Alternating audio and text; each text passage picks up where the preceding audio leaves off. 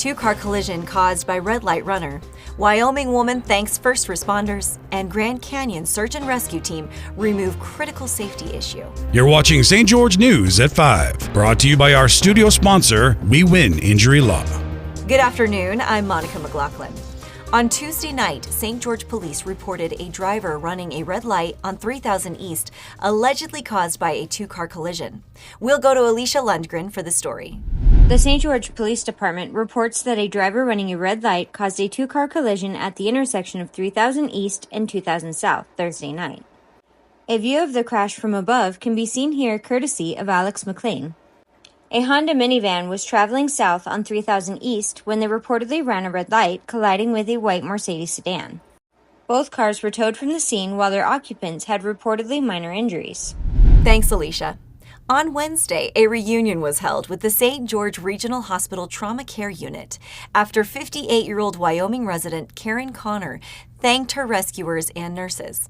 Connor, who fell more than 40 feet off the side of a cliff in April, was saved by an Intermountain life flight crew who used a basket and ropes to lift her from the side of the cliff and transport her to the hospital. Connor's spine and neck were broken in multiple places. She also fractured several bones in her right leg and left ankle, received a severe head injury, and various cuts and bruises. In addition to her hospital stay, she spent a month in Coral Desert rehabilitation, another group of caregivers she credited for her successful recovery. A team of 27 technical rescue responders from the Grand Canyon National Park completed a complex recovery operation to remove a parachute stuck below Yavapai Point. The parachute posed a significant helicopter safety hazard, and its removal was essential for ensuring the safety of park visitors and aviation operations. According to a news release from the National Park Service, the parachute was located on a difficult cliff face, but the search and rescue team utilized a rarely used two-rope offset system to navigate the challenging terrain. This recovery is part of a series of technical rescues handled by the search and rescue team since July 31st, which included the recovery of 3 bodies in other incidents. Now we'll go to Jill Paulson for your update on Southern Utah's real estate market.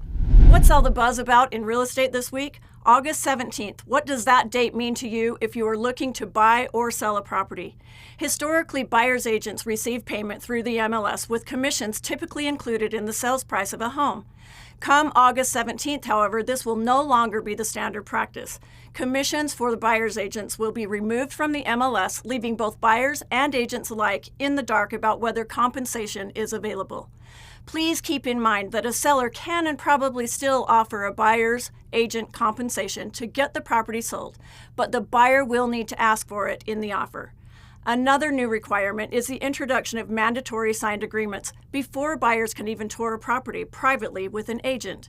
In today's environment, you must hire an informed and knowledgeable agent to assist you in the biggest investment of your life. Thanks, Jill.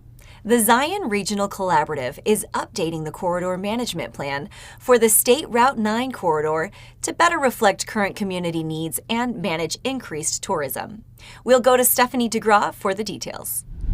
The management plan for the Zion Scenic Byway corridor, which passes through Pinyon Pines, Red Rocks, majestic canyons, and rural towns, is being updated. The Zion Canyon Corridor Council has received a $55,000 grant from the Utah Department of Transportation. The route roughly traces the Virgin Rivers path from Hurricane on State Route 9 to Zion National Park, expanding into East Zion and Mount Carmel Junction. The plan was created 13 years ago. Thanks, Stephanie. Mental health therapist Brandon Christensen is dedicating his upcoming St. George Marathon run to raising awareness to drug overdose prevention by honoring 26 members of the Southern Utah community who lost their lives to overdoses. Here's Jesse Bang for the full story. Brandon Christensen is a mental health therapist with a career focused on working with substance abuse disorders. He's dedicating his run in the upcoming St. George Marathon to 26 members of the Southern Utah community who have lost their lives to a drug overdose. One of the first things that I thought about as far as running the St. George Marathon is this is a big event for the St. George community and for the state of Utah. And I really wanted to have an event that big that could bring awareness to an issue that I think is really important for people in the state of Utah, specifically even in St. George.